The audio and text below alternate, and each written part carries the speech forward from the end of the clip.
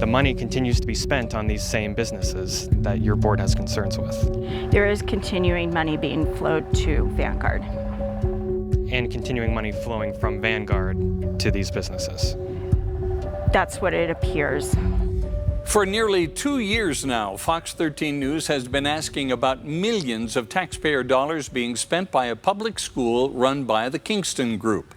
Today, the state required Vanguard Academy to accept a new finance officer to monitor spending, particularly on Kingston family businesses. Fox 13 News investigative reporter Adam Herbetz was at the meeting. I really appreciate you guys taking the time to hear us, and I appreciate being able to speak today. Some of them were angry, others cried, pleading with the state to stop trying to fire the entire board of Vanguard Academy, a charter school run by the polygamous Kingston Group.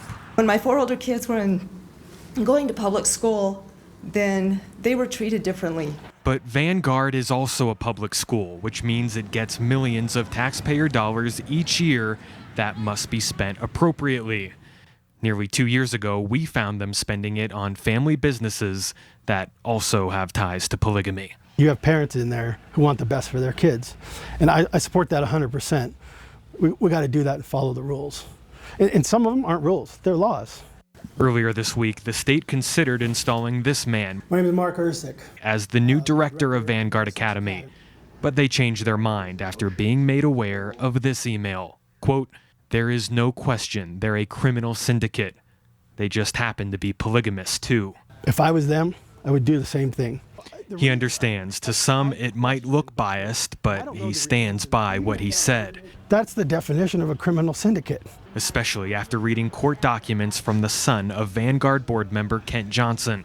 Kent Jr. is one of many former members of the Kingston Group who explained to the state how the profit controls everybody's money. From day one, they teach you that how important consecration is, that everything that you own, all of your incomings and outgoings have to be in the name of the Lord. We haven't looked into the religion. The board will not be removed until October at the earliest, depending on the outcome of a lawsuit filed by the school.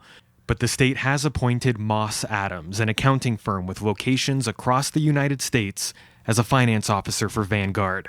They say hopefully that will hold the school accountable with taxpayer dollars. We should all be supporting that kind of transparency because it's not our money. Do you think you could have succeeded in the job with the current board as it stands today? No.